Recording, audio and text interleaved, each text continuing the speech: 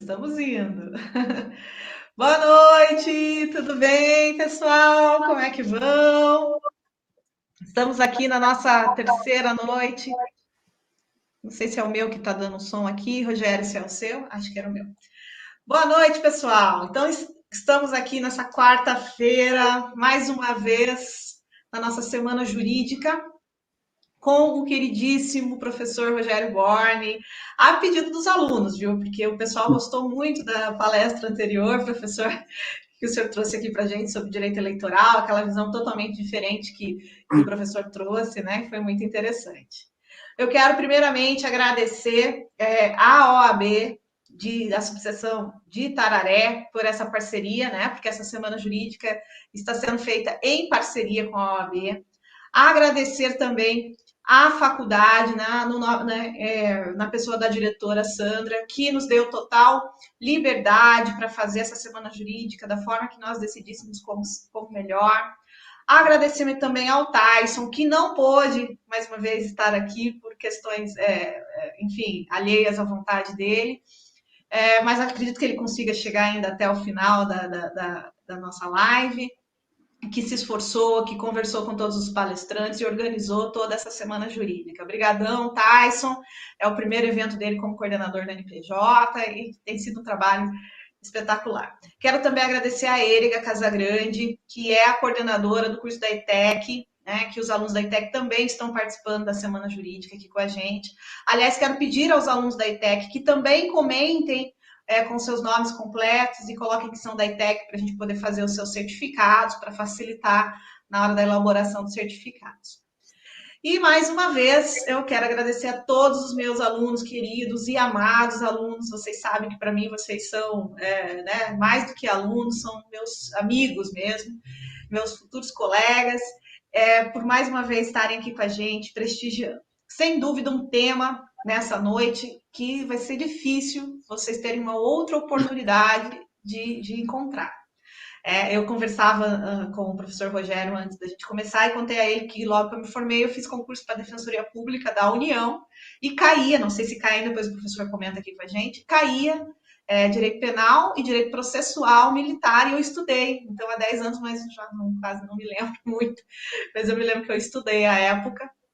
Foi o único contato que eu tive. Né? Então, é muito difícil a gente conseguir contato com o direito militar, e hoje o professor Rogério vai dar uma visão muito mais ampla, né? Nós não vamos discutir próprio só o direito penal militar, né, professor? Então, ele vai dar uma visão bacana aqui para a gente sobre essas questões.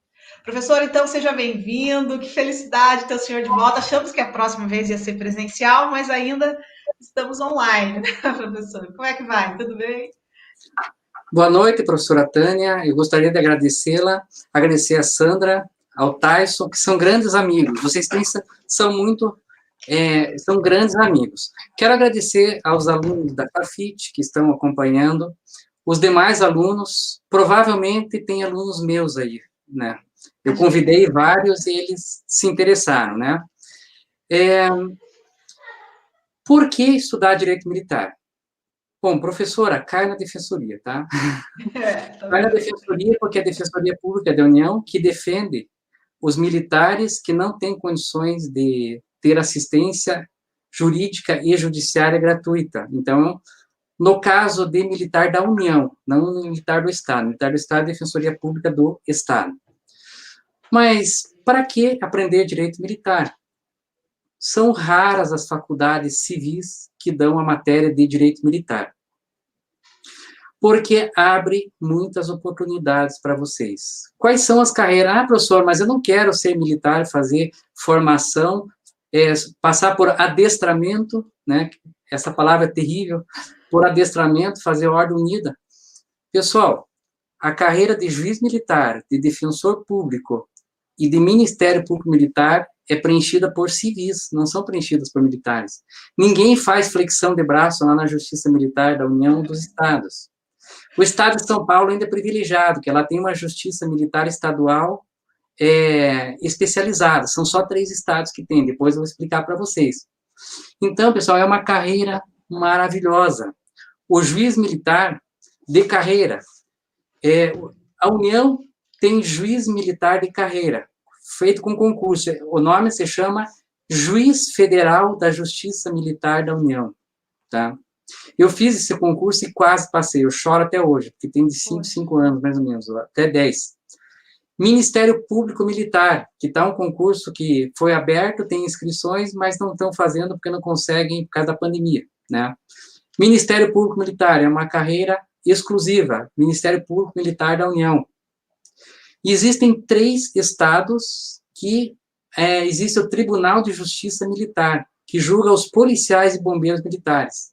São Paulo, que é o estado de vocês, que tem carreira própria de juiz e promotor militar. Rio Grande do Sul e Minas Gerais. Esses estados têm carreira própria da Justiça Militar. Porque a Constituição diz que os estados que têm mais de 19 mil militares, se quiser, pode estabelecer a Justiça Militar especializada para julgar policiais e bombeiros militares, tá? Então, esse é um nicho de mercado para vocês, né? O que cai no concurso de juiz militar? Cai direito constitucional, direito administrativo, processo penal militar, Código Penal Militar, direito disciplinar. O direito disciplinar não é o Poder Judiciário que julga, tá? Direito disciplinar, direito humanitário. O que é direito humanitário? É direito de guerra, tá? São as convenções de Genebra. Direitos humanos. Pessoal, é muito fácil a televisão criticar o policial militar que cometeu um abuso, tá? No Paraná, não sei em São Paulo, mas no Paraná nós temos 19 mil policiais. Agora, porque um policial cometeu abuso, você vai dizer que toda a corporação, 99,9% dos policiais militares tem uma idoneidade fantástica, né? Uma idoneidade incrível.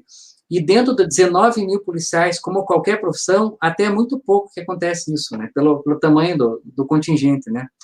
E eu tive a felicidade aqui também, no Paraná, que o comandante-geral da Polícia Militar, Péricles de Matos, é meu amigo de infância, lá em Irati, no interior do Paraná. Estudou primeiro, então eu exploro muitos conhecimentos dele, né? Então é uma figura assim, fantástica, né? Isso foi coincidência, que eu fiz especialização em Direito Militar porque eu vi um nicho do mercado.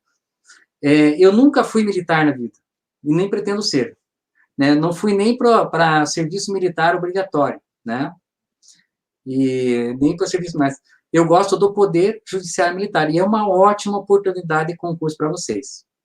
Ah, bacana. É bom saber, né? Porque às vezes as pessoas reclamam que o direito está saturado, né? Então é bacana conhecer. Para a advocacia também, eu esqueci, né? Oi? Eu esqueci da advocacia também, né? É verdade. Desculpa. O Matheus, acho que deve ser aluno do professor Rogério, Matheus Santana, está perguntando se a live vai ficar salva. Fica salva sim, viu, Matheus? Ela fica aqui na nossa página, tá?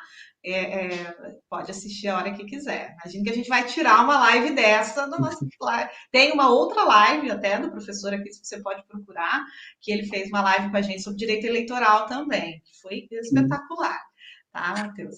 O Matheus e a turma deles, eu tenho um privilégio muito grande de ter eles 3 vezes por semana. Eu dou 2 matérias para eles, né? Direito Internacional e Direito à Seguridade Social, né?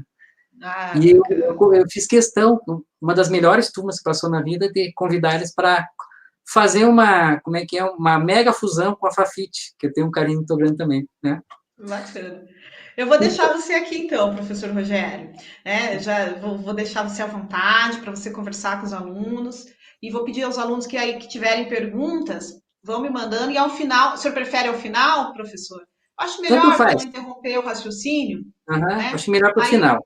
Isso, ao final a gente responde todas as perguntas. Podem ir mandando, pessoal, porque às vezes, conforme ele fala, surge uma dúvida. Fiquem à vontade, vão escrevendo aqui as perguntas.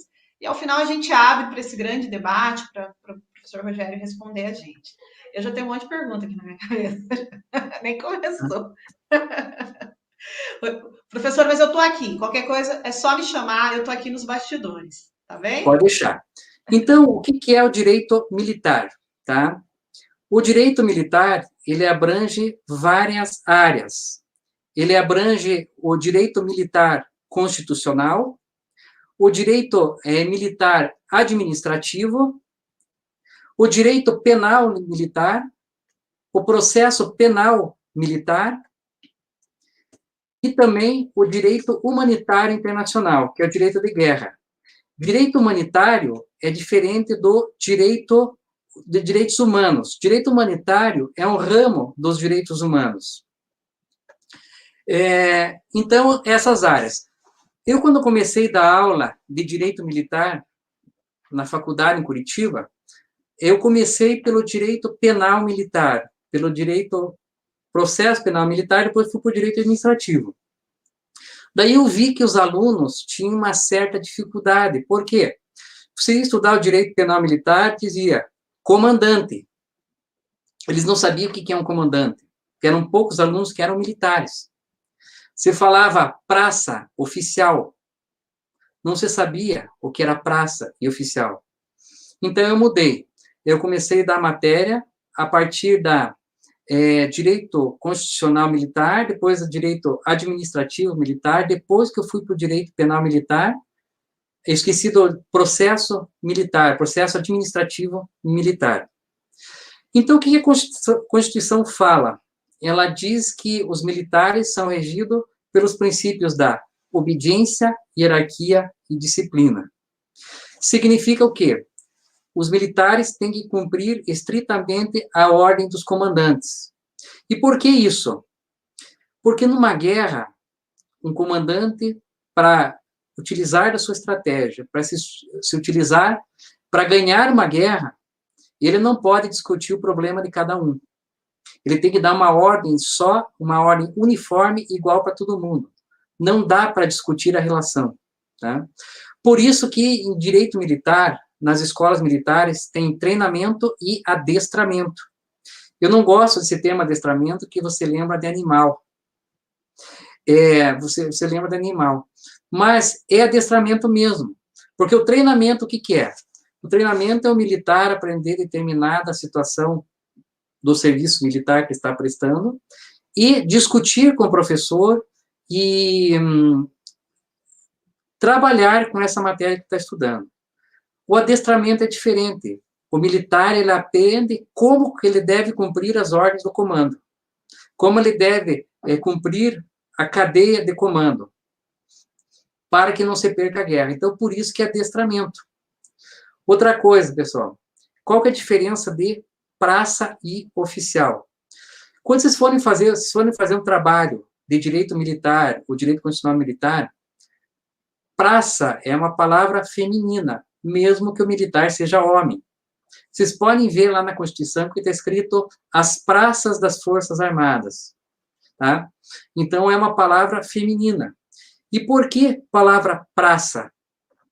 Porque os primeiros militares do serviço militar obrigatório, o comando do exército ia nas cidades e fazia a seleção dos militares que iam para o serviço militar obrigatório nas praças públicas. Eles iam no meio da praça das cidades, colocavam as mesas e faziam o exame de seleção. Então, se dizia que é o pessoal das praças. Tá? Qual que é a diferença da praça e do oficial? A praça, o oficial, ele traça as estratégias, ele traça as estratégias e ele faz o comando. Ele faz que eu posso dizer assim, as estratégias de execução das ações militares. As praças, elas executam as estratégias determinadas pelos comandantes. Pelos comandantes que são oficiais em regra. Então, a função da praça é fazer na prática, é atuar na prática, é fazer lá no local. Dos oficiais, exercer o comando e fazer as estratégias. Não existe nenhum militar que esteja na mesma hierarquia do outro. Então, o que acontece? Sempre tem um militar acima do outro. O maior posto que nós temos no Exército hoje é general, em tempo de paz. Tá? Na Marinha, nós temos almirante e na Aeronáutica, tenente brigadeiro. Tá? O posto de marechal só existe em tempo de guerra. Por que existe marechal no tempo de guerra? O que acontece? O militar ele está sempre na sua atividade. Quando acontece uma guerra, o trabalho dele aumenta. Ele está numa situação excepcional. Então, todos os militares no tempo de guerra são promovidos um posto acima. Mas como o general é o último posto, tem que se criar um posto a mais para que o general seja promovido. E se cria o posto de marechal. Tá? Na polícia militar dos estados, tem polícia militar em todos os estados. No Distrito Federal, a polícia militar é federal. E lá no Rio Grande do Sul, a polícia militar tem outro nome. Ela se chama Brigada Militar. O posto mais alto da polícia militar é o posto de coronel. E por que de coronel? Porque a polícia militar é uma força auxiliar do exército. Então, em caso de guerra, se faltar militares no exército, são convocados policiais militares. Só que, se tivesse alguém na polícia militar que fosse general, ela ia ultrapassar o comando do general do exército ou marechal do exército, que é um cargo de soberania. Então, o posto mais alto que se tem nas polícias e bombeiros militares é o coronel. É posto de coronel. Tá? Então, esse é o direito constitucional e administrativo militar. Comandante tem várias opções, tem várias situações. Se tiver um cabo e um soldado, o cabo pode ser comandante. Então, o Código Penal Militar, ele fala muito sobre a palavra comandante. Tá? Então, estamos aqui, né? Nós definimos o que é um militar.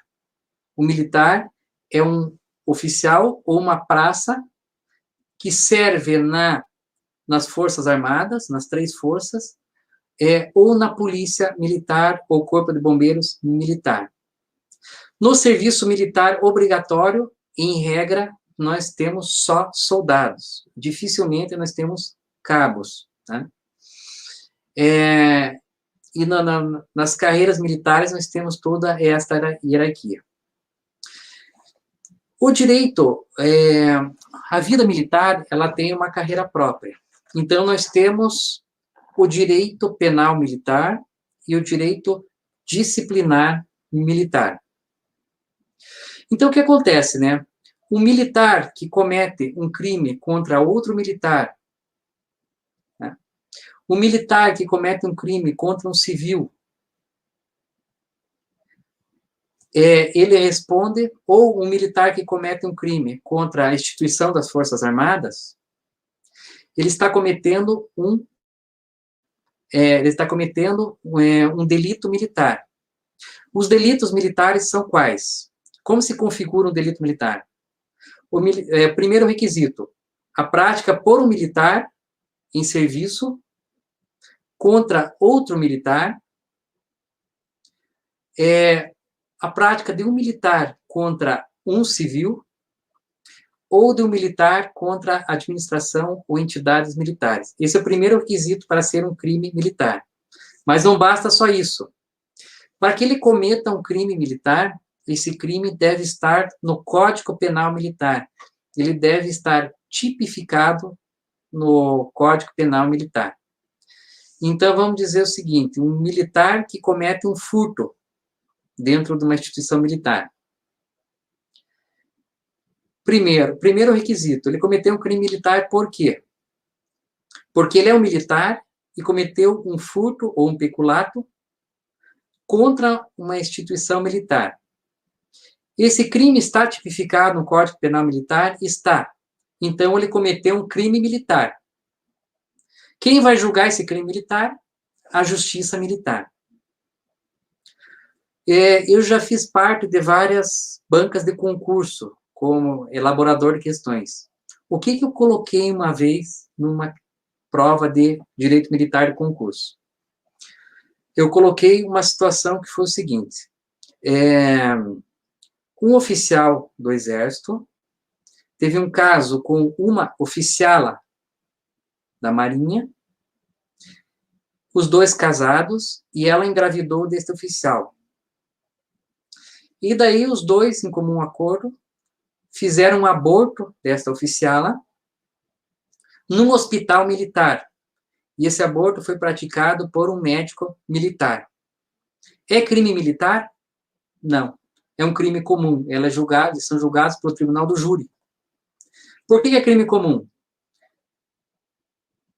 O autor é militar? Os autores são o médico e o oficial e a oficiala. A vítima é militar? Foi praticada onde? Dentro de um hospital militar. Por que não é crime militar? Porque o Código Penal Militar não tipifica o crime de aborto. Então, não tem lá no Código Penal Militar o crime de aborto. Então, é um crime comum julgado pelo tribunal do júri. Ok? Então, requisitos. Praticado de militar contra militar, militar contra civil, ou militar contra as entidades militares. Isso é o militar federal. O estadual vai ter uma diferença, tá? A Justiça Militar da União, que julga só membro das Forças Armadas, Marinha, Exército, Aeronáutica, que praticarem crimes militares, ela julga civil também.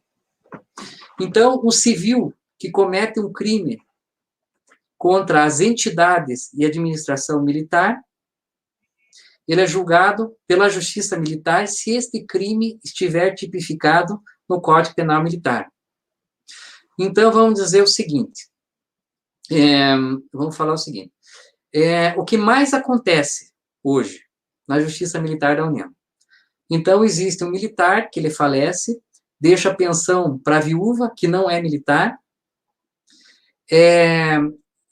essa pensão militar cai na conta da viúva todo mês, e o que acontece? Essa viúva falece, e não é baixado, não é informado às Forças Armadas que essa viúva faleceu.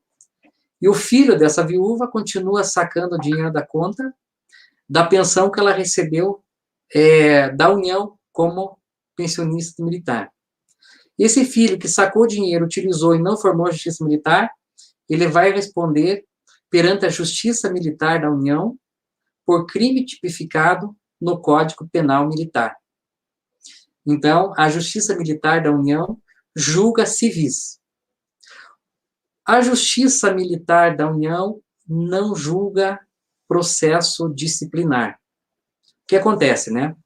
Vocês sabem que a Constituição diz que a prisão só pode ser decretada pelo Poder Judiciário. Com exceção, qual a exceção? Militar.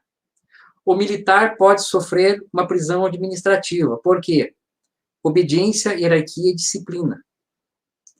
Então, se ele praticar um ato administrativo infracional, ele pode ser julgado pelo Conselho de Disciplina ou Conselho de Justificação, se for oficial, e ele pode ser preso independente de ordem judicial. Agora, vamos dizer que um desses militares que cometeu uma infração administrativa, por exemplo, dormiu no posto, né? O Conselho Militar, o comandante, decreta a prisão dele por tantos dias, e ele não concorda com essa prisão. Ele vai entrar com mandado de segurança contra o comandante. Por quê? Está lá na Constituição, cai em concurso, não cabe habeas corpus contra a prisão disciplinar do militar. Não cabe. Então, teria que entrar com mandado de segurança.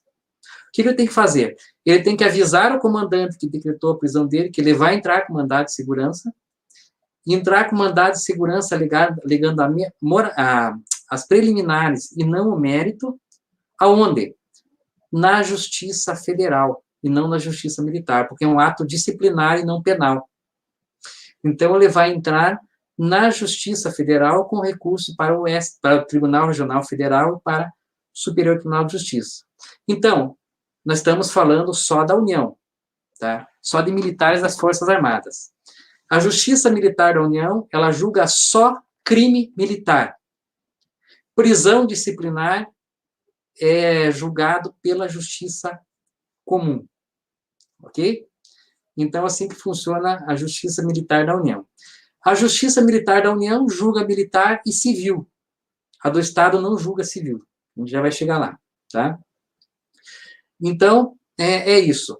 A Justiça Militar da União julga militares das Forças Armadas que cometem crime contra outros militares, contra civis, e aqueles militares que praticam crimes contra a administração militar. E julga civis também que cometem crime contra a administração militar. A Justiça Militar da União não julga ato disciplinar. É caso da Justiça Comum, ok? Agora vamos para a Justiça Militar Estadual. Na Justiça Militar Estadual. A Justiça Militar Estadual, ela julga, de acordo com o Código Penal Militar também, ela julga militar que pratica crime contra militar,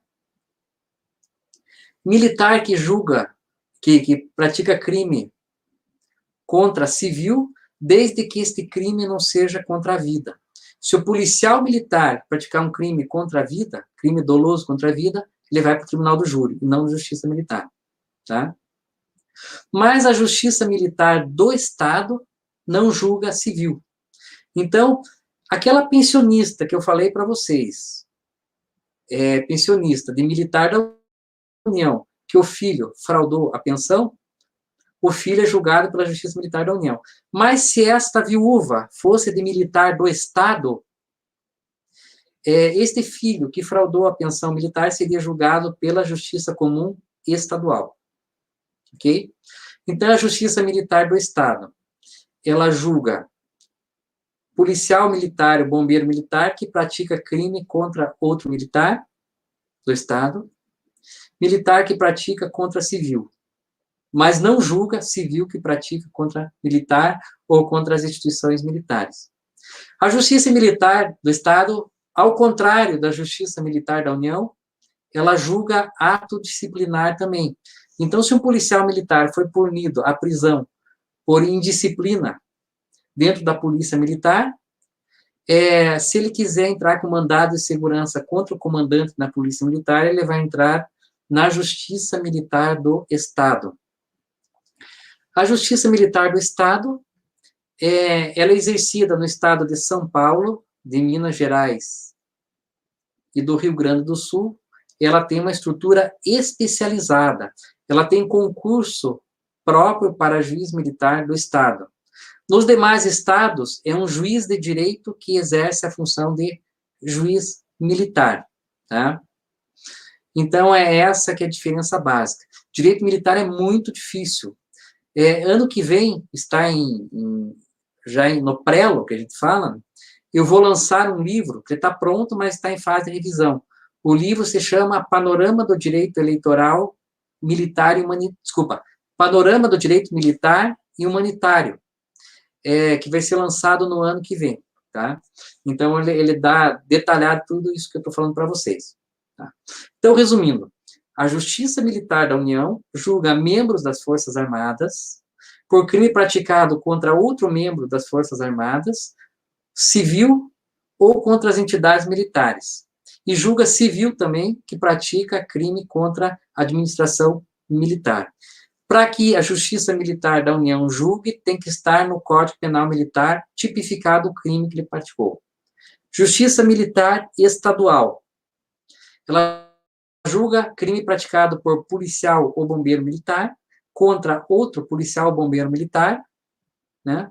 E julga crime praticado por policial ou bombeiro militar contra civil, desde que não seja crime doloso contra a vida, que é o tribunal do júri. Mas ele não julga o civil, que pratica crime militar. Esse crime também tem que estar tipificado lá no Código Penal Militar, ok? Eu vou colocar na tela para vocês a estrutura da Justiça Militar da União e dos Estados. Então, eu vou colocar aqui na tela.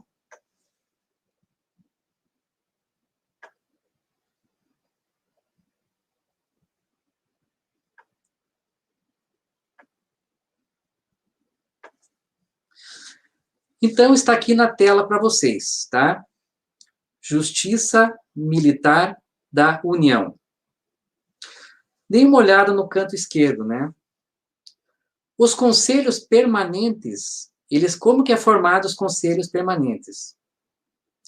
Os conselhos permanentes, eles são formados por um juiz togado e vitalício. É alguém que faz concurso para juiz militar da União. Então, se chama Juiz Federal da Justiça Militar da União.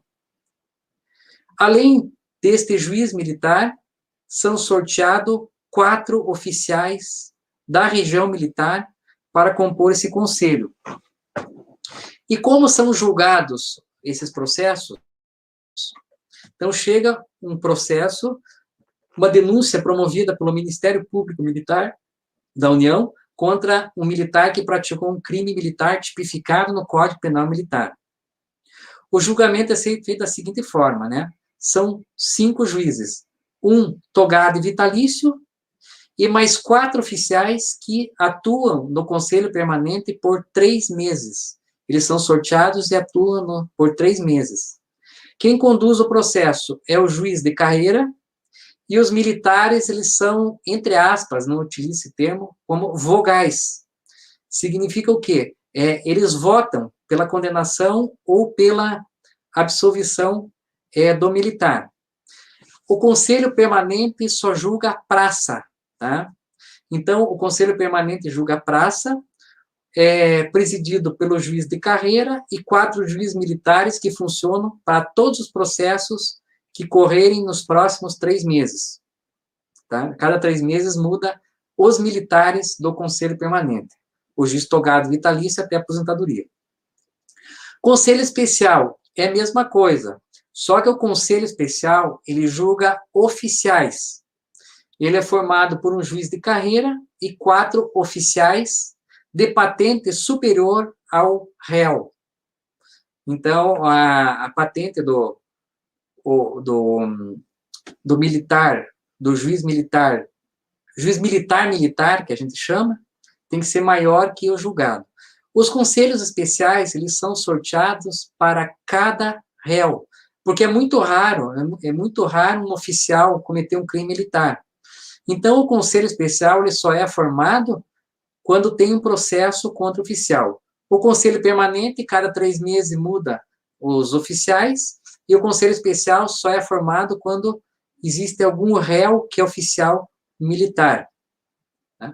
Então, vocês viram que nos conselhos permanentes e nos conselhos especiais, nós temos o juiz civil militar, que é o de carreira, que faz concurso. E temos 4 juízes militar, que nos conselhos permanentes ficam 3 meses e nos conselhos especiais funcionam para cada caso. Agora, digamos que um militar foi condenado pelo conselho permanente. Ele vai entrar com uma apelação. Ele entra com a apelação diretamente no Superior Tribunal Militar. Não existe um tribunal regional militar, tá? Não existe. Na União, não existe um tribunal regional militar. A apelação é direto por Superior Tribunal Militar. Embora seja um tribunal superior, ele funciona como uma corte de apelação. Então, aqui, estou mostrando para vocês o sistema da Justiça Militar da União. E lembrando que esse sistema que eu mostrei para vocês só julga militares da Marinha, Exército e Aeronáutica. Aqui não chega policial militar. E julga os civis que cometeram crime contra a administração militar. Vamos lá agora para os estados, né? Aqui. Vamos alcançar aqui. Os estados, como que funciona, tá? A Justiça Militar dos estados, ela julga policiais e bombeiros militares que praticam crimes militares. Então, vamos pegar nos estados que têm justiça militar especializada. Então, ali, São Paulo, Minas Gerais e Rio Grande do Sul, eles têm justiça militar especializada. Abaixo é a mesma estrutura da Justiça Militar da União. Os conselhos permanentes são presididos por um juiz de direito da justiça, um juiz de direito da vara militar, que ele faz concurso só para juiz militar. Então, nós temos um juiz de direito da vara militar, que é um juiz civil militar, e o conselho permanente é formado por 4 oficiais da polícia militar ou bombeiro militar, alguns estados aceitam bombeiros também, que eles atuam nos processos para julgar praças, nos processos que surgirem nos 3 meses seguintes, tá? Então, o Conselho Permanente dos Estados julga praças da Polícia Militar e dos Bombeiros Militares, e o Conselho é formado para todos os processos que chegarem ao Conselho nos 3 meses seguintes. Os Conselhos Especiais é a mesma coisa, só que os Conselhos Especiais são formados para cada oficial que pratica um crime militar. Então, o Conselho Especial é feito pelo juiz civil militar de carreira, togado e vitalício, e por 3 oficiais da Polícia Militar, sorteados somente para aquele caso.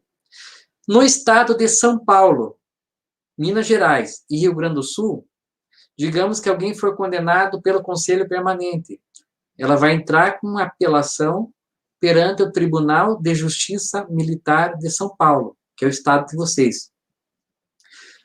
Ele pode, do Tribunal de Justiça Militar, entrar com recurso especial para o Superior Tribunal de Justiça. Jamais esse processo chega ao STM. O STM é só para a Justiça Militar da União. Agora, professor, e nos demais estados como funciona? Nos demais estados, os conselhos permanentes e os conselhos especiais, eles são formados pelo juiz de direito. Então, por exemplo, no Paraná, a vara da auditoria militar, que eles chamam, né? Ele é formado por um juiz de carreira que está lotado naquela vara e por 4 oficiais da Polícia Militar. A diferença de São Paulo, Minas Gerais e Rio Grande do Sul é que o juiz faz concurso somente para a carreira militar. E nos demais estados, o juiz togado e vitalício civil militar, ele faz a carreira de juiz de direito, e ele pode ser designado para a vara militar.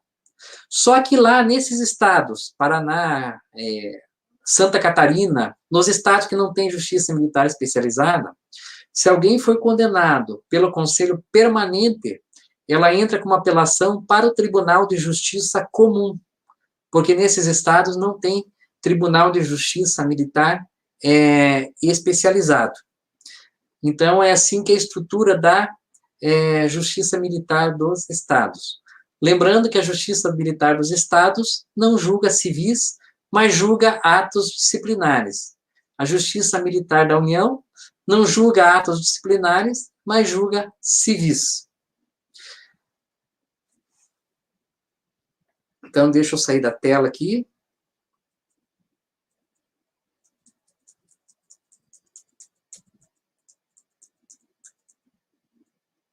Deixa eu ver como é que sai da tela. Parar o compartilhamento, né?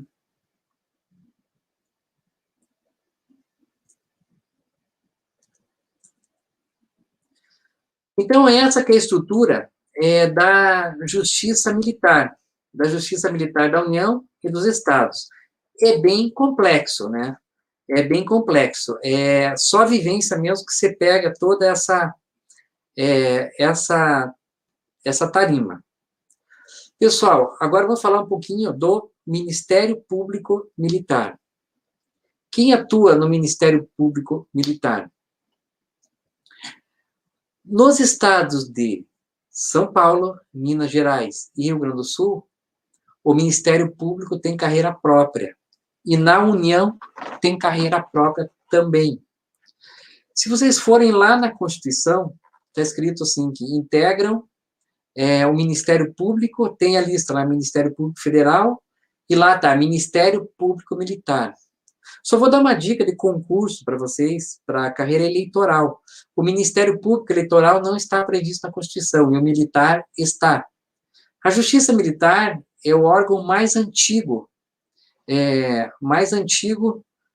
o órgão do Poder Judiciário mais antigo do Brasil. O, o Ministério Público Militar, ele atua nos conselhos militares, e na União, a carreira é o seguinte: quando alguém faz um concurso para Ministério Público Militar, ele entra como promotor militar. Promotor seria um procurador militar substituto. Vamos lá na justiça comum. Lá existe o promotor de justiça e o promotor substituto. No Ministério Público Militar é diferente, né? Quando alguém passa no concurso e assume, é investido na carreira de promotor, ele entra como promotor militar. Promotor militar é a mesma coisa que procurador militar substituto. Depois ele é promovido para procurador militar. Cabe ao Ministério Público as mesmas atribuições. As atribuições de promover a ação penal, o interesse coletivo, e, além disso, cabe à Justiça Militar, ao Ministério Público Militar, atuar como fiscal da lei. E essa carreira própria existem nesses 3 estados que eu falei para vocês, e na União. Nos demais estados, quem faz o papel de Ministério Público Militar é um promotor de justiça designado para atuar junto ao Conselho Militar. Ali na Justiça Militar Estadual, geralmente, quando é ato disciplinar, o juiz atua monocraticamente, independente do Conselho. Na Justiça Militar da União, dificilmente o juiz atua monocraticamente. E tem aquela fato interessante, né? Se o militar do Estado cometer um crime contra a vida, contra o civil, ele é julgado pelo tribunal do júri. Se o militar for das Forças Armadas, ele é julgado pelo Conselho, porque foi feita uma reforma no Código Penal Militar e esqueceram da Militar da União. Houve um caso chamado de caso Rambo, que a Rede Globo filmou um militar com abuso de poder no estado de São Paulo, matando um civil numa blitz. E daí foi feito aquele barulho na televisão, e o Congresso Nacional aprovou rapidamente, dizendo que o militar que comete crime contra civil, doloso contra a vida, é julgado pelo tribunal do júri. Só que eles colocaram na Constituição o policial militar, esqueceram da Justiça Militar da União. Então, normalmente, a princípio, agora está tendo uma mudança que eles vão acabar para o tribunal do júri mesmo, né? Se o militar for das Forças Armadas, em regra, cometer um crime doloso contra a vida, contra o civil, provavelmente ele vai ser julgado pelo Conselho Permanente ou Oficial, se ele for praça ou oficial. Tá? E voltamos mais a algumas peculiaridades do direito militar. Está lá na Constituição. Está lá na Constituição, né? No direito militar, não cabe habeas corpus contra crime militar próprio, e contra ato disciplinar. Então, o que o advogado vai fazer normalmente? Ele vai entrar com mandado de segurança, para substituir o habeas corpus. Só que aqui tem um detalhe. A jurisprudência mudou um pouquinho esse entendimento. A jurisprudência, ela entende o seguinte, que não cabe habeas corpus contra ato disciplinar militar ou contra crime militar próprio em relação ao mérito. Então, você não pode recorrer de uma decisão contra os fundamentos que o comandante determinou a prisão do militar. Mas se houver ilegalidade da prisão do militar, cabe habeas corpus. Não cabe contra o mérito, mas cabe contra as preliminares, contra a ilegalidade. E eu falei para vocês crime militar próprio. O que é crime militar próprio? São aqueles crimes que só o militar pode cometer, tá? Então, vamos pegar crime de furto. Crime de furto tem tanto no Código Penal crime de furto tem tanto no Código Penal comum quanto no Código Penal militar. Então, quem pratica crime de furto na vida não é só o militar. Então, o crime de furto está no Código Penal comum e no Código Penal militar, né? Então, o crime de furto ele é acidentalmente militar. Então, ele pode ser cometido por civil e por militar. O crime militar próprio, ou propriamente militar, é aquele crime que só o militar pode cometer. Exemplo, deserção. Deserção é só militar que pode cometer. Insubmissão é crime militar próprio e crime propriamente militar. Que o crime de submissão só pode ser cometido por militar e por militar da União. O que é insubmissão? É aquele menino que foi convocado para ser incorporado nas Forças Armadas no serviço militar obrigatório. Então, ele passou pelo exame de seleção, ele foi convocado para ser incorporado, foi marcada a data de incorporação, e ele não compareceu, ou antes de terminar o ato, ele se ausentou.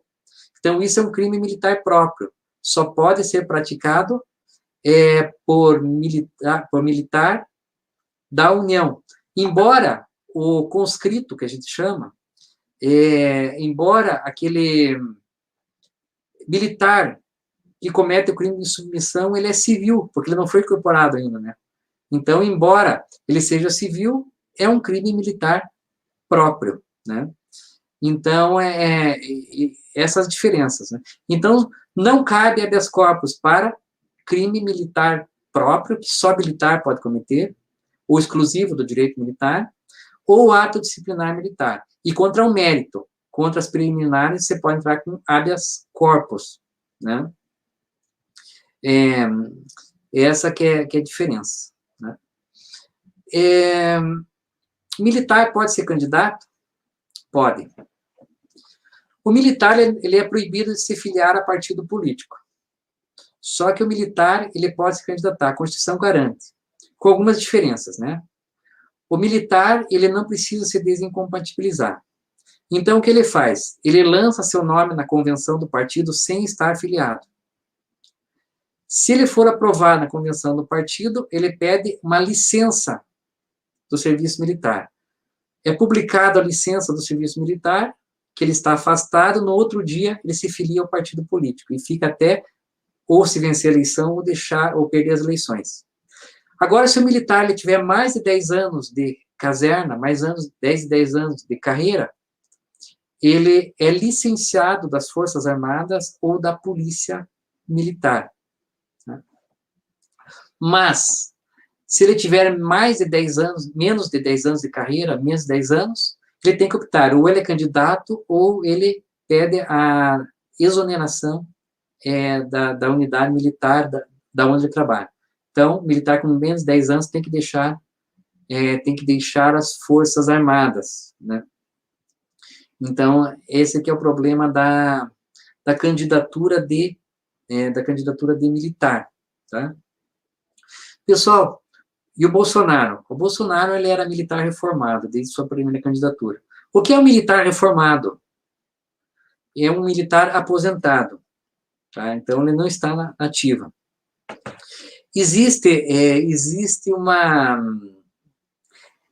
diferença do servidor civil e do militar. O servidor civil, ele se aposenta e se afasta do serviço público. O servidor militar, ele vai primeiro para a reserva e depois ele vai depois da reserva, que ele é reformado, que ele é aposentado. O que é a reserva? A reserva é uma meia aposentadoria. Então, o que acontece? O militar da União, ele vai para a reserva, ele fica aposentado, mas ele está sujeito a ser convocado para prestar serviços nas Forças Armadas em caso de necessidade. Por isso que ele está na reserva, fica no banco de reserva. tá? Por isso que o militar, que ele termina, esse menino que está no serviço militar obrigatório, quando ele termina o serviço militar, ele reserva o documento de reservista. Reservista por quê? Ele sai do serviço militar obrigatório e ele pode ser convocado a qualquer momento para voltar. Por isso que é reservista. E aquele oficial de carreira, ou praça de carreira, ele vai para a reserva e depois é reformado. É uma reserva remunerada. O menino do serviço militar obrigatório é uma reserva não remunerada. Então, existe essa diferença, tá? E uma coisa, pessoal, que cai em concurso, está no artigo 12 da Constituição, que para ser militar, para ser oficial militar, tem que ser brasileiro nato. Tem que ter nascido em território brasileiro, ou filho de pai ou mãe brasileiro, né? Brasileiro naturalizado não pode ser oficial das Forças Armadas, mas pode ser praça, tá? Quais os cargos que são privativos de brasileiros natos? São poucos. Ele não pode ser presidente da República, presidente do Senado ou da Câmara dos Deputados. Eu estou falando presidente. Ele pode ser senador e pode ser deputado. Não pode ser presidente do Senado ou presidente da Câmara, tá? Não pode ser presidente da República. Não pode ser ministro do Supremo Tribunal Federal, mas pode ser ministro do Superior Tribunal de Justiça, tá? Nós temos o ministro Félix Fischer, que é alemão naturalizado brasileiro, que está no STJ. Ele não pode ir para o STF. Não pode ter carreira diplomática, não pode ser embaixador, mas pode ser cônsul, existe uma diferença. Embaixador é uma coisa, cônsul é outra, bem diferente. O embaixador se relaciona entre estados, e o cônsul ele atende a população daquele estado que mora em outro país. E o brasileiro naturalizado não pode ser ministro da Justiça, ministro da Defesa, e não pode ser oficial das Forças Armadas, mas pode ser praça. Outro caso que é exclusivo brasileiro nato e naturalizado há mais de 10 anos. Está no artigo 222 da Constituição, que sempre cai porque está fora de contexto. Para que alguém seja proprietário de rádio e televisão ou responsável pela programação de rádio e televisão, tem que ser brasileiro nato ou naturalizado há mais de 10 anos. Mas aqui a gente envolveu a parte do direito militar, tá? O direito militar é um campo muito amplo para a advocacia. Por quê? São poucos os advogados que entendem de direito militar. E os réus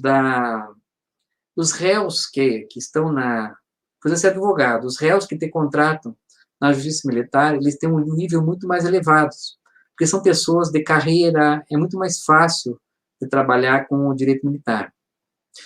Agora, a área que está mais demandando em direito militar, que ninguém entende essa área, pouca gente entende, é do direito previdenciário militar. Então, dando uma dica para a carreira de vocês, né, aonde tem sido mais procurado advogados de carreira militar, é no direito previdenciário militar. Tem muito problemas de militares que têm dificuldade de ir para a reserva ou ser reformado, mas é pensionista de militares que tem problemas de reajuste de pensão. Então, é um nicho de mercado para vocês atuarem no direito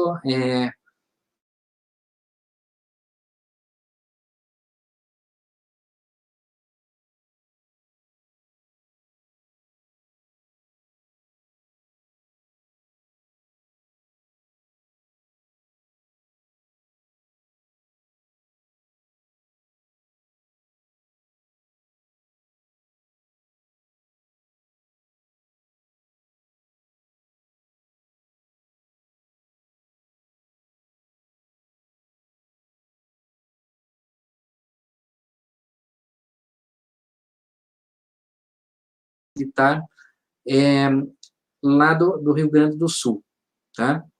Pessoal, e só para encerrar, é uma área bem interessante, pouco explorada, que um dia eu posso falar para vocês, é direito humanitário internacional, que está ligado com o direito militar. Direito humanitário internacional é o direito in bello e ad bellum. Significa o direito de guerra e o direito na guerra. Direito ad bellum, direito à guerra. Quando que um país pode declarar guerra contra o outro? Só em legítima defesa. Então, tem as regras dos motivos que os países podem declarar guerra contra o outro. E direito in bellum é depois que a guerra começa, quais são as regras dentro da guerra. Por exemplo, você não pode bombardear templos, hospitais, você não pode utilizar armas de efeito químico, isso é direito in bellum. Tudo isso é como proteger os presos de guerra, isso aqui é o direito humanitário internacional, e existem 4 convenções de Genebra e 3 protocolos adicionais. E nós temos o Tribunal Penal Internacional, que ele julga, dentre os crimes de genocídio, ele julga crimes de guerra, crimes que ferem o direito humanitário internacional, e é um tribunal internacional que o Brasil faz parte. Mas por que eu estou falando Tribunal Penal Internacional? Tá? Eu quero homenagear 2 brasileiras que estão esquecidas, né? Os juízes e promotores do Tribunal Penal Internacional, eles atuam por 9 anos. E nós tivemos uma juíza no Tribunal Penal Internacional, que é paulista, a Silvia Steiner, e nós tivemos uma promotora que atuou, inclusive, no caso de Slobodan Milosevic, que é uma curitibana, uma paranaense, chamada Cristina Vanzia Romanov. Então, eu presto uma homenagem a essas 2 mulheres, ex-juíza do Tribunal Penal Internacional e promotora do Tribunal Penal Internacional, que muito enriqueceram o nosso país. O nosso país sempre foi referência nas relações internacionais. Infelizmente, de 2 anos para cá, isso está decaindo muito. Nós estamos, tudo que nós construímos no direito internacional está indo por terra. Então, era isso. Muito obrigado a todos, e eu estou aberto para perguntas, questionamentos e até críticas, se vocês quiserem. Olá, Rogério. Muito interessante, né? E difícil a matéria, né? Matéria complicada, por isso que a gente Uhum. verifica que talvez tenha tão poucas pessoas falando sobre o assunto, né? E quanto mais difícil, melhor o campo, certeza, Olha, né? eu fiz uma especialização em Direito Militar há uns anos atrás. Eu fui da primeira turma de Direito Militar de especialização. Eles abriram uma segunda e nunca mais fechou a turma. Verdade? Uhum. Nunca Eu mais conseguiram acredito. fechar uma turma de especialização em Direito Militar, né? Porque o assunto é muito, muito complexo, não é? É. É cheio de E quem não é questões. militar teve uma dificuldade maior ainda, como eu, né? Eu tive que entender o que é um militar, né? Exato. E você sabe, tem muito preconceito às vezes também com os militares, né? Tem, né, questões que também a gente possa ter, né? E as pessoas talvez Uhum. fiquem assim, e talvez nem entendam mesmo que um civil poderia, talvez Uhum. desconhecimento de que você como civil, você pode atuar na área militar, né? Uhum. Realmente O juiz pode militar de precisar. carreira é civil, né? Exatamente, né? Então fica esse desconhecimento, às vezes, também por parte dos civis. Um aluno até comentou aqui, foi o Gabriel, que ele tem interesse de seguir carreira nessa área, então você vê, né? Muito bacana, muito interessante todas as possibilidades dentro do direito militar, né? Você sabe uma coisa que eu acho interessante com o policial militar? Eu falei para vocês que no Paraná tem 19 mil policiais. Eu acredito que São Paulo, que é o maior estado do Brasil, deve ter 60, 70 mil militares, né? Tá? A imprensa ela costuma explorar só o militar ruim, ou o militar que cometeu algum erro, que às vezes nem foi intencional. Então, nunca se mostra o lado bom do militar, né? E a policial militar, a mulher militar, ela tem muito preconceito, porque não é uma coisa relativamente nova. Então, com a mulher militar, né, é pior ainda, né? E o militar, às vezes, o que acontece? Existe militar que abusa do poder? Sim. Existem uns que são conscientes, que são raros, mas você pense bem, né? O militar, ele só vê coisa ruim na vida. Ele só trabalha com coisa negativa. Ele trabalha em situações de extrema tensão. Então, às vezes, por mais autocontrole que uma pessoa tenha, né, algum excesso ela pode cometer, né, ela pode cometer. E daí o que acontece, né, se supervaloriza essa atitude do policial militar, que é uma profissão difícil, exige vocação, e eu penso assim, mulher e marido e militar, que tem medo de um dia o marido e a mulher não voltar para casa, né? Então, eu sempre, eu tiro o chapéu para o policial militar, para o militar das Forças Armadas, né? Tiro o chapéu mesmo, tá? Porque é uma profissão que tem que ter vocação. Então, eles só veem coisa ruim na vida, tá? A única coisa boa que eu vejo na polícia, que os policiais militares veem na sua carreira, que eu acho bacana, e às vezes é criticado injustamente, é a banda da Polícia Militar. Eu vou todo ano no concerto da banda Polícia Militar do Paraná, eu acho fantástico. E da onde surgiu a banda, né? Porque quando a Polícia Militar se confundia com as Forças Armadas, a banda ia tocando na frente para encorajar os soldados, né? E as bandas militares têm 150 anos, a banda militar do estado de São Paulo é fantástica, né? E todo ano eles fazem um concerto comemorativo, aniversário da banda, e eles fazem encenação, fazem teatro, é coisa extremamente profissional. E ali eu acho que é o momento que o policial militar se valoriza, leva a família para dentro do teatro, e ali ele descarrega as tensões e mostra o seu verdadeiro valor, que a sociedade não consegue ver, porque a imprensa não noticia esse lado do policial militar, né? É. Questões complexas, né? Essa questão do policial militar, eu também sou da opinião que a grande maioria, obviamente, são feitos de homens e mulheres muito honestos, corajosos, bem intencionados, não tenho a menor dúvida disso. Não fosse isso, né, a gente estaria numa situação muito pior no Brasil, com questões de violência, né? Eu acho que há diferença no comportamento em alguns estados com relação aos outros. Acho que há estados em que a polícia mata menos, em que a polícia mata mais. É inegável que a polícia brasileira mata muito. Acho que isso não é possível, não tem, acho que não é controvérsia sobre isso, né? O Brasil o estado brasileiro mata muito, né? Mas eu acho que um pouco isso, professor Rogério, é a condição muitas vezes péssima em que o policial militar trabalha, né? Ele trabalha numa tensão terrível, né? Eu, quando um policial mata alguém, eu penso também naquele policial. Que tipo de pressão ele estava naquele momento, né? Que para ele confundir um guarda-chuva com uma metralhadora, né? Ele também é um ser humano ali naquele momento, também com medo, né? E também nesse E o soro enfrentamento. deles é muito baixo, né? Alguns estados, né? Alguns estados não dá para sustentar a família, né? Então, eles têm que trabalhar com segurança privada, que é proibido, mas trabalham, né? Então... Às vezes moram em favelas, a gente vê histórias de policiais que tem que lavar a farda escondido, porque se alguém na favela descobrir que ele, naquele lugar, naquela região mais violenta, mais dominada pelo crime, descobrir que ele é policial, ele pode morrer. Então, assim, né, realmente é uma questão da polícia militar, principalmente, né, do militar ali que trabalha como policial, uma situação pior, né, do que do militar de carreira aí do Exército, das Forças Armadas, né, sem dúvida alguma, né. Pessoal, aproveitem aí, mandem suas perguntas para o professor Rogério, para a gente vamos discutir aí essas questões do direito militar.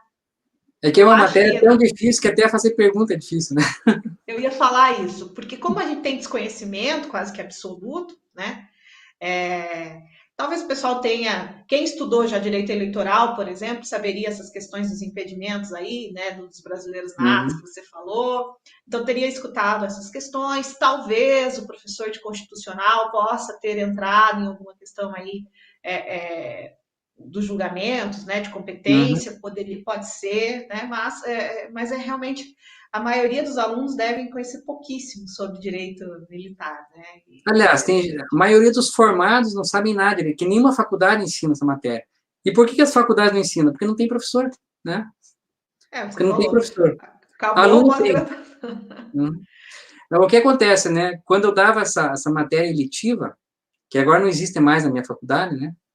Eu dava essa matéria eletiva, tinha 60 vagas, e eu me lembro, teve uma turma que tinha mais de 80, e a turma não podia, era eletiva, não podia ter mais de 60.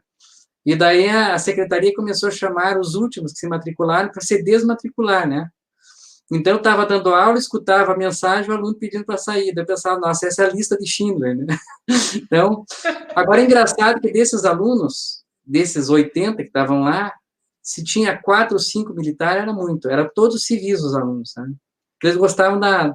Eles acharam que aquilo é uma oportunidade que eles não vão ter na vida, né? Então, é bem interessante, né? Olha, veio uma pergunta aqui para a gente, professor. Eu não sei se o senhor entendeu a pergunta. O senhor entende Entendi. a pergunta? O Uhum. juiz de concurso recebe alguma patente? É a pergunta do Gustavo, está no 10º período. Luiz Gustavo, na verdade, né, Luiz Gustavo? Uhum. Não, não recebe, porque o juiz de concurso, ele não é militar, ele é civil. Ele segue a mesma carreira de um juiz federal, tá? Ele começa como juiz substituto, daí juiz de direito, vamos pegar o da União, né? Ele começa como juiz federal da Justiça Militar da União substituto. Daí ele é promovido para juiz titular, tá? E daí, dentro da composição do STM, Superior Tribunal Militar, que cada vez é promovido, uma vez é um promotor, outra vez é um juiz, ele pode chegar ao Superior Tribunal Militar. O juiz militar, o juiz de direito da Vara Militar de São Paulo, por exemplo, ele entra como juiz substituto, que ali é área especializada, ele é promovido para juiz de direito militar e ele pode ser promovido a desembargador do Tribunal de Justiça Militar, tá? Mas ele não recebe nenhuma patente porque eles não são militares, tá? Então, são carreiras distintas, eles não recebem nada, ele segue a carreira civil-militar, não? Então, outra coisa, uma curiosidade, né? Na vara militar ou na auditoria militar, que geralmente chamam de auditoria militar, os funcionários, nenhum funcionário é militar, são todos civis concursados para a carreira de técnico analista judiciário, né? Então, é bem interessante. Você vai na justiça militar, tirando aqueles membros dos conselhos, não tem militar.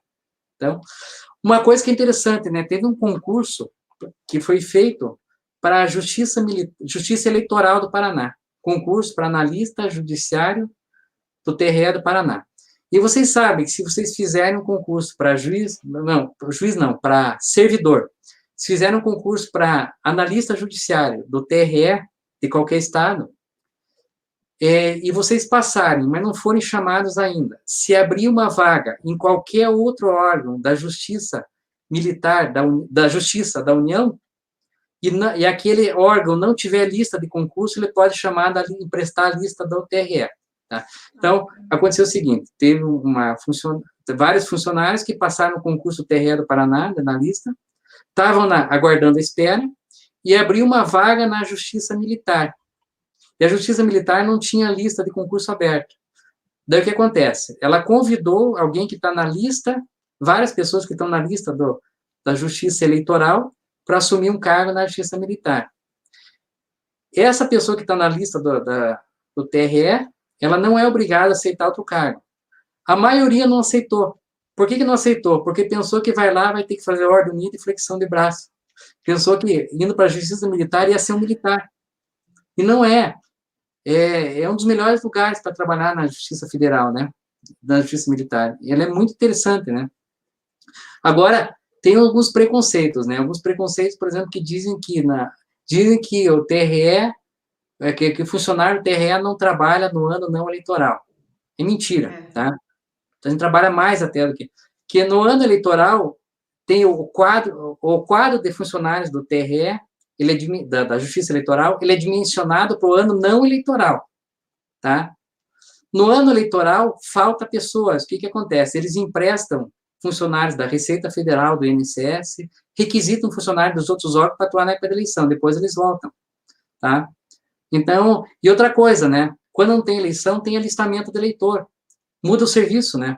Então, no ano eleitoral, você faz a eleição, organiza mesas de votação, apuração. No ano não eleitoral, é feito o alistamento eleitoral e a corte continua funcionando, julgando prestação de contas de candidatos que não ganharam. Então, é feita julgamento de prestação de contas, né? Pessoal, a justiça militar também. Tem gente que diz, não, eles só julgam processo penal militar e trabalham um pouco. Não, trabalham muito. A justiça militar é dimensionada pelo volume de processos que eles julgam, né? Não existe, como é que é, almoço grátis, que eles falam, né? Tá? O servidor de justiça militar trabalha muito, o Ministério Público Militar também, porque o órgão é dimensionado pelo volume de processos que tem, né? Então, é ilusão você achar que o servidor de justiça eleitoral não trabalha no ano eleitoral, o servidor de justiça militar, porque só julga processo militar, tem pouco. Não é, tá? Todos os órgãos são dimensionados de acordo com a sua demanda, tá? Acredito que eu tenha respondido, né? Acho que sim.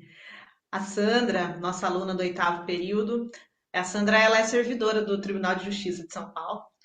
Aí ela está perguntando aqui, boa noite, professor Rogério, pode me responder, por favor, onde o militar cumpre pena? Bom, o Código de Processo Penal Militar, ele diz assim que o militar, ele cumpre a pena no estabelecimento militar, tá?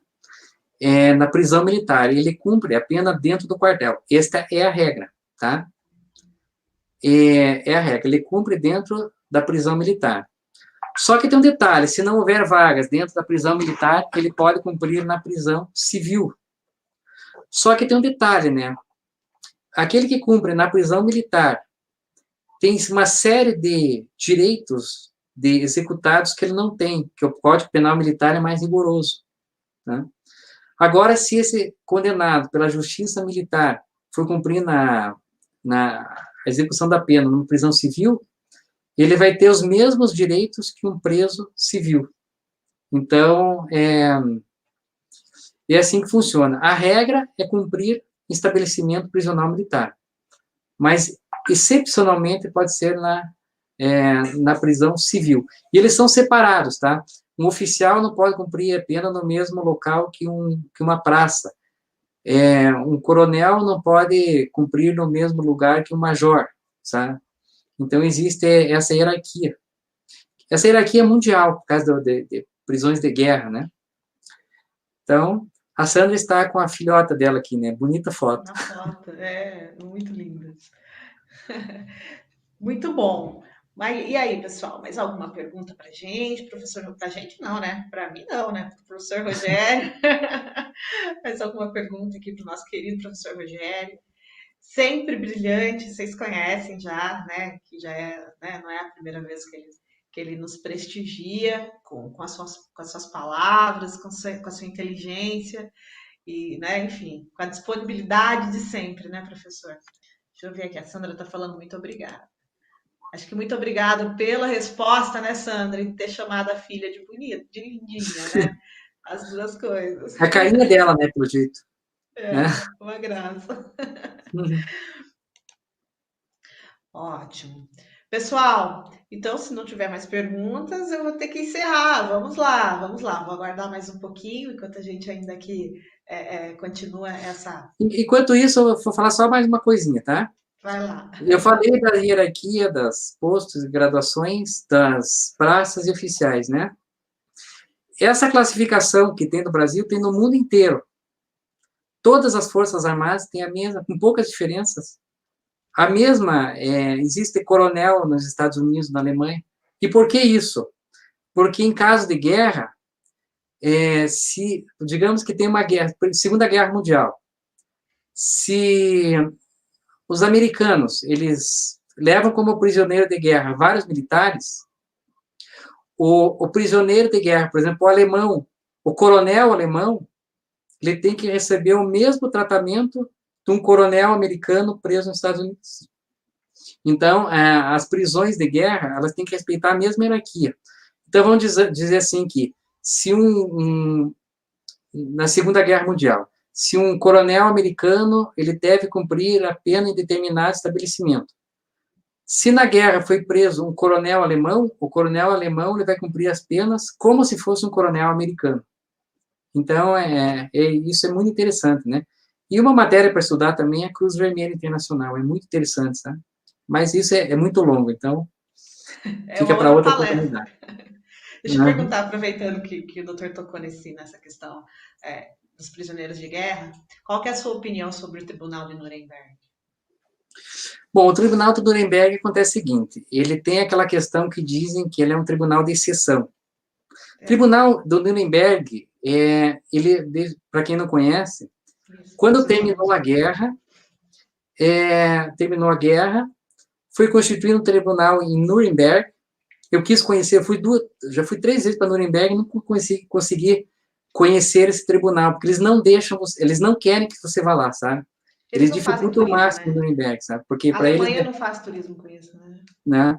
E eu queria conhecer o campo Zeppelin, que é aquele lugar que o Hitler fazia aquele discurso, a pronúncia é Hitler, né? Que eu sou alemão, que eles perderam de vista, né? O Tribunal de Nuremberg, o que aconteceu? Terminou a guerra, cometeram crimes humanitários, crimes contra a humanidade, e tinha que ser julgado. Mas não existe nenhum tribunal supranacional que tenha competência para julgar esses militares. E os aliados pegaram e formaram esse tribunal em Nuremberg, que era a capital sonhada por Hitler, né? Que ele queria, o império dele era para ser lá, né? Então, formaram esse tribunal e julgaram os nazistas, né? O que mostra nos filmes é só dos principais nazistas, mas tiveram mais ou menos 20 julgamentos lá de nazistas com patentes e graduações mais baixas, né? E o que se questiona, né? Primeiro, né? Que quando os nazistas cometeram esses crimes, primeiro, a lei alemã autorizava eles praticarem aqueles atos. Pessoal, democracia não é só coisa boa. Democracia é um poder aceito pelo povo. Então, um governo populista é democrático, porque ele é aceito pelo povo, né? Então, você olha a democracia só como coisa boa, mas democracia governa a maioria. Então, os atos que eles praticavam estavam amparados na lei alemã, na lei fundamental de Weimar, né? Segundo, quando eles cometeram os crimes, não estava tipificado em nenhuma norma internacional, apesar que estava nos tratados de Genebra, mas não estava bem claro, né? E ali feriu o princípio do juiz natural. Significa o quê? Quando eles cometeram um crime, não existia uma corte para julgá-los, tá? Então, ali não... hoje, o princípio do juiz natural, quem for cometer um crime hoje em Itararé, ele sabe qual juiz em Itararé que vai julgar ele, qual a vara, né, o juízo, ou qual as possíveis juízos, se tiver mais de uma. E quando os nazistas cometeram os crimes, não existia um tribunal competente para julgá-los antecipadamente. Outra coisa, fere a soberania. O Estado alemão era soberano. A partir do momento que eles cometeram um crime, eles só poderiam ser julgados por tribunal alemão. A minha opinião é o seguinte: viola direito internacional, viola o princípio do juízo natural, viola. Mas esses crimes não podiam estar impunes. Acima desses princípios do juízo natural, o princípio da soberania, está o princípio da dignidade humana. E se esses crimes fossem julgados, estaria franqueado para que continuassem a vida inteira algum ditador de plantão continuar praticando esses crimes, né? Embora seja ilegal, eu acho que, com as minhas restrições com o americano, era um mal necessário. Era uma ilegalidade necessária, né? O Tribunal de Nuremberg foi a semente para o Tribunal Penal Internacional. Ele foi inspirado, o Tribunal Penal Internacional foi inspirado no Tribunal de Nuremberg. Só que o Tribunal Penal Internacional tem um detalhe. Ele só pode julgar crimes de guerra, genocídios, os crimes que estão previstos ali, se quem cometeu esse crime for um país signatário do Tribunal Penal Internacional. Então, não são todos os países que assinaram o Tratado do Tribunal Penal Internacional. Então, só os países que assinaram aquilo ali, se o réu for desses países, que vai ser julgado pelo Tribunal Penal Internacional. E teve um outro problema no Brasil, do Tribunal Penal Internacional. Ali está previsto 2 coisas: prisão perpétua. No Brasil tem pena de morte, esqueci de falar disso aqui. Para crimes militares praticados em tempo de guerra, tem pena de morte. Se forem lá no Código Penal Militar, diz que o crime de pena de morte é aplicado com o prisioneiro com a farda e sem as insígnias mediante fuzilamento. tá? E o civil com roupas decentes, né? Então, o Brasil tem pena de morte, mas não tem pena de prisão perpétua. E lá tem pena de prisão perpétua. E ali fala que o país tem que entregar o réu que esteja no seu território. O Brasil não extradita brasileiro nato, mas ali fala entrega e não extradição. Então, para o Brasil resolver esse problema da entrega, ele colocou lá no artigo 5º o Tribunal Penal Internacional, pela emenda 45. Então, ele pode entregar um brasileiro nato a ser julgado pelo Tribunal Penal Internacional? Pode, porque agora ele colocou o Tribunal Penal Internacional como se fosse um órgão do Poder Judiciário brasileiro. Agora, a questão da prisão perpétua não tem solução até agora. Mas por que o Brasil assinou? O Brasil deveria assinar? Deveria. O Brasil assinou o seguinte, porque o Tratado do Tribunal Penal Internacional, no Estatuto de Roma, ele não prevê reservas. Quer dizer, ou o Brasil assina ali inteiro ou não assina nada. E o Brasil tinha interesse em assinar. Então, o que ele disse? O Brasil disse, olha, vamos fazer o seguinte, eu assino isso aqui, se um dia acontecer, a gente resolve mais tarde. Dificilmente vai acontecer, né? Então, o Brasil pensou certo, disse, ó, vamos assinar, se um dia acontecer, quando acontecer, a gente resolve este problema. Então, o Brasil, eu acho que andou bem nesse ponto, que tinha que estar com a referência que o Brasil tem no direito internacional. Então, eu acredito que respondi, Nuremberg. Respondeu, é claro. Também outro assunto que dá para ficar aqui horas e horas, né? É muito interessante, né? A questão do Tribunal de Nuremberg. Eu tenho perguntas aqui, vamos lá. Vamos lá. Opa, deixa aqui, tem uma antes, só um minuto. O Rafael é advogado, ele está perguntando, os civis podem cometer crimes militares não previstos na parte especial do CPM? Não. O civil, para que o crime que ele cometeu seja militar, tem que estar no Código Penal Militar, tá? Senão é crime civil. Agora, deixa eu explicar, essa pergunta normalmente vem porque você vai ler a Lei de Segurança Nacional.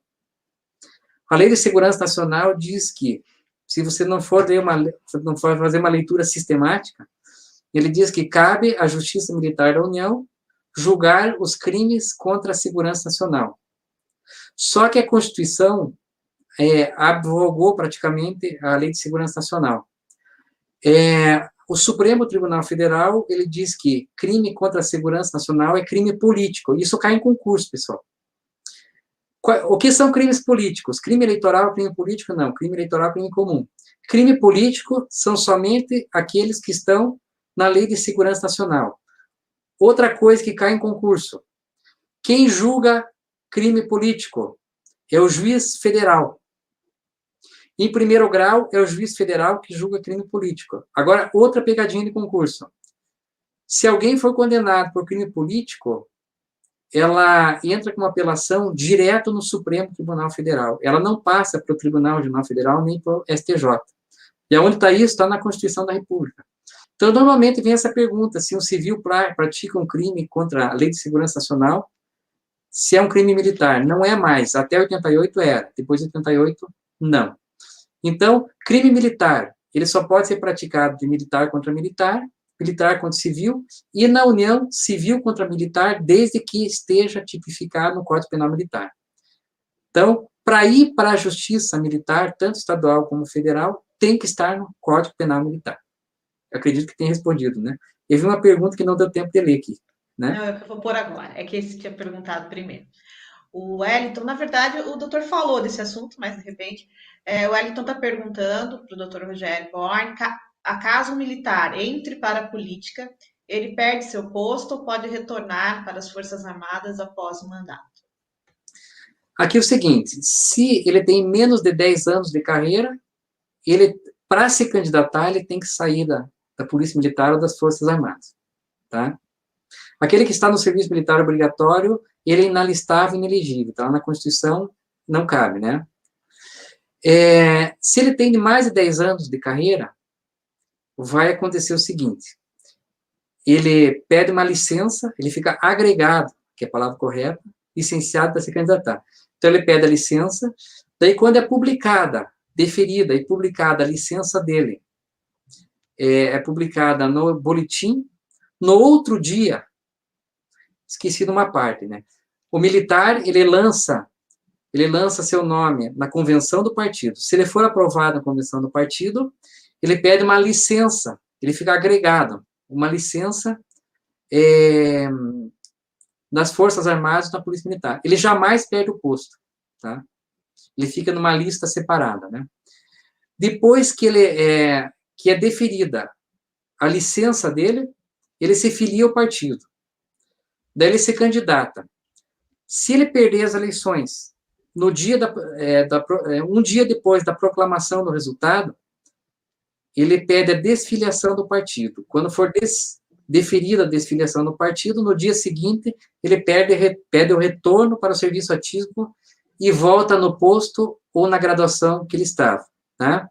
Agora, se ele ganha a eleição, ele vai cumprir o mandato, tá?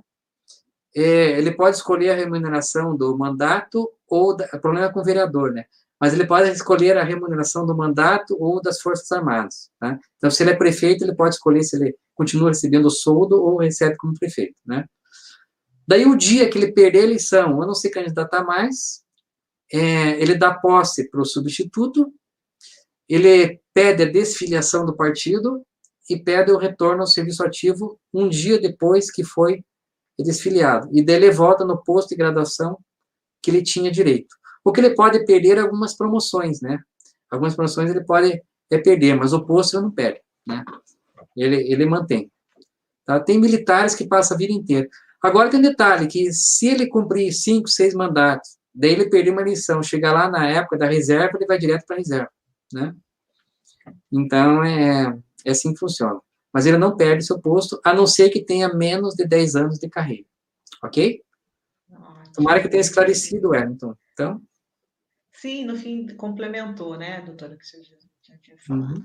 Aí os alunos estão agradecendo, o Felipe dizendo que está sem perguntas, ele só quer agradecer, excelente palestra, como sempre. Aguardando futuramente a próxima palestra com outros temas, professor Rogério. Quem sabe a próxima não vai ser presencial, né, professor? Quem sabe um dia acaba essa pandemia. Eu estou com saudade de Tararé. Eu trabalhava numa empresa chamada Telepar, que hoje é a Oi, né?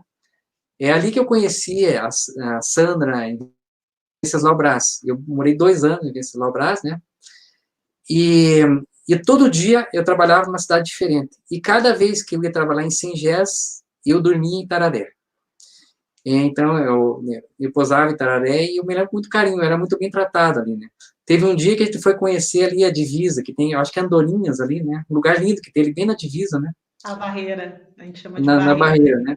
Então, as andorinhas voam no final da tarde, é muito bonito. Né? Eu tive a oportunidade de ver essas andorinhas. Tem uma cachoeira, que acho que é bem na divisa de São Paulo, Paraná, né? Sim, sim. E só que a última vez que eu tive em Tararé, deixa eu ver, foi em 1990, tá? Foi um tempinho, já deve ter mudado bastante, né? Mas eu me lembro do carinho que eu era tratado em Tararé. E o meu colega, lá de Venceslau Braz, ele até hoje fabrica ovos de chocolate. E eu me lembro que a gente sempre ia numa mulher em Itararé comprar chocolates. Ela tinha distribuidora de chocolates e tudo, né? E eu gostava das degustações que fazia, né? Então, eu sabia de cor o gosto de chocolate, mas sempre fazia degustação, né? Então, eu tenho um carinho, uma saudade muito grande de Itararé. E pretendo um dia estar aí presencialmente, principalmente para poder abraçar vocês, né? Para ver a carinha de cada um, abraçar vocês. A Tânia eu conheço só à distância, né? Então, conhecer o professor Tyson, a Sandra eu já conheço, a Sandra, o José Vitor, que é menino lindíssimo, né? Então, graça. Tá, e eu tenho esse carinho muito grande por Itararé, embora, bom, eu ficava 2 dias por mês em Itararé. E, o povo é muito bom aqui mesmo. Tá? E eu tenho um professor também, a minha cidade, da minha família é Irati, interior do Paraná. Hoje eu moro em Curitiba e estou aqui em São Bento do Sul, que é minha casa também. São Bento do Sul é a família da minha esposa. São Bento do Sul é Santa Catarina, quase divisa com o Paraná. Tá? E eu tive um professor de educação física lá em Irati, muitos anos. O nome dele era Antônio Alceu Jacopetti. E um professor que todos nós gostamos muito dele, até hoje, ele é cidadão honorário de cidade, recebeu homenagem e tudo. e ele é de Itararé, a família toda de Itararé, né? E é uma pessoa que é muito benquista lá na minha cidade, né? Então, falou de Itararé, eu me lembro do professor Jacopetti, tá? Devia ter convidado ele para assistir aqui, não lembrei, né? Então, era Verdade, é professor de realmente educação física. Então, são pessoas, assim, conterrâneas de vocês que a gente guarda com muito carinho, né? bacana. Olha, surgiu mais uma pergunta aqui do Wellington. Está perguntando se reservistas podem responder pelo CPM, dependendo da situação. Os reservistas, que eu estou dizendo, o reservista é aquele que saiu do serviço militar obrigatório, né? Só se os reservistas, eles são tratados como civis, tá? Então, os reservistas, eles só podem responder pelo Código Penal Militar se eles forem convocados e se estiverem incorporados às Forças Armadas. Então, por exemplo, digamos assim, que um militar, ele cumpriu o serviço militar obrigatório, de primeira categoria, que é mais especializado, ele é reservista não remunerado, só que o reservista todo ano tem que se apresentar no serviço militar obrigatório, né? E digamos que as Forças Armadas resolveu fazer um exercício com os reservistas. Daí convocou eles para ficarem uma semana praticando exercício em tiro de guerra. Se nesse exercício ele praticar um crime militar, ele responde para o CPM. Agora, se ele não estiver na ativa, ele for só reservista, mas não estiver na ativa, digamos que ele cometa um crime ele agrida um militar da União, ele vai responder na Justiça Militar Civil. Agora, o único crime que o reservista que não estiver incorporado pode cometer pelo Código Penal Militar é aquele que um civil teria cometido, por exemplo, crime contra a administração militar. Então, o reservista que não estiver incorporado, ele se equivale a civil, é tratado como civil. Ótimo. Né? E aí o pessoal está aqui elogiando, muitos elogios. Excelente palestra, como é bom ouvir o doutor Rodrigo Rogério. Quanto conhecimento, muito obrigada. Olha aqui, esse é o Gabriel dizendo excelente palestra, professor, agradeço pela oportunidade. De detonador, né? Esse é forte, né? Você veja. Deu medo agora. A Sandra agradecendo, parabéns, professor Rogério, pela palestra, explicações excelentes, assunto muito interessante, obrigado pelo elogio à foto. O senhor é muito gentil, agradecida, boa noite. Um abraço, Sandra. Olha, o Alaor mandando, Azor, né? O Azor mandando, professor, ótima palestra, parabéns. Deixa eu falar do Azor, tá? O Azor é uma das pessoas mais queridas que eu tenho. Ele é um aluno meu de Direito com 83 anos. Tá? Olha, que inspiração. Mas o seu Azor, 83 anos dele é só formal, é só na certidão de nascimento. A cabeça dele é de um estudante de 25, 26 anos, a alegria que esse homem transmite, o carinho que ele tem pelos seus colegas de turma, tá? É uma coisa fantástica, tá? Eu tenho um carinho muito grande pelo seu Azor. E eu tenho um evento em Curitiba que eu chamo Sábado do Saber, que agora está suspenso por causa da pandemia, e o seu Azor me patrocina com o Sábado do Sabor, que é um churrasco que ele faz na chácara dele, para a turma que organiza o Sábado do Saber. Tá? O seu Azor é quase como um pai para mim, sabe? Eu tenho um carinho, aliás, não só todos nós, alunos, colegas dele, temos um carinho muito grande para o seu Azor. E já estou com saudades dele, que não tem mais como abraçar ele, não tem como estar junto com ele, né? Então, muito obrigado, seu Azor. É sempre muito bom ter a sua presença, tá? Bacana, bacana. Olha aí, e mais mensagens. A Anne Rabelo, parabéns, professor Rogério, excelente explanação do tema, gratidão. A Anne é outra aluna que eu tenho um carinho muito grande, converso quase que diariamente com ela, né?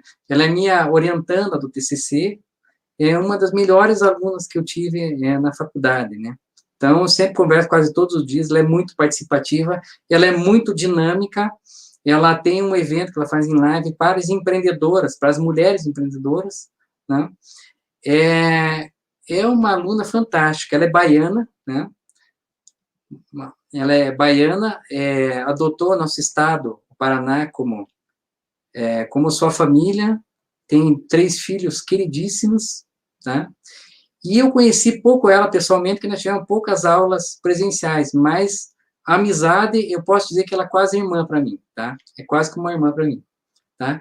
Muito obrigado pela presença, Anne, querida. É assim, viu, pessoal? Vocês vão virando da família da gente, né? A gente Hum. vai se apegando aos alunos.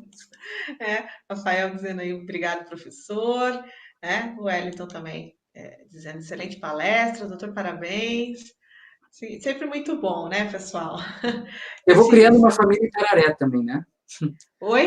Estou Desculpa, criando não uma entendi. família em Tararé e levando os Exato, irmãos daqui para lá, né? Então, exatamente. A gente vai virando tudo uma grande família, né? uhum. Não, Você sabe que eu acho interessante que a vida acadêmica é uma das vidas mais democráticas que a gente tem, né? Não existe, por exemplo, rivalidade de professor dar aula numa instituição e na outra também. exato. As faculdades fazem eventos compartilhados, não existe essa...